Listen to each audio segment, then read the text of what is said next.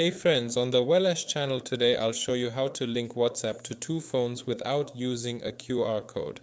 So on the phone where we already have WhatsApp, we need to tap on linked devices and then tap link a device. And then click OK. On the phone where we want to add WhatsApp, open Chrome and type in WhatsApp.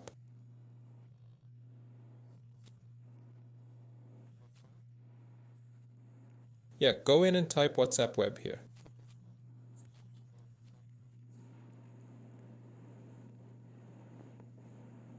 So go in and tap on WhatsApp web.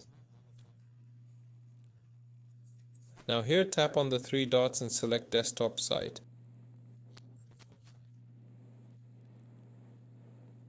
After that, a QR code will appear here, so we'll zoom in on it. Here we tap on the link device button. And now we scan this QR code. And we're logging in.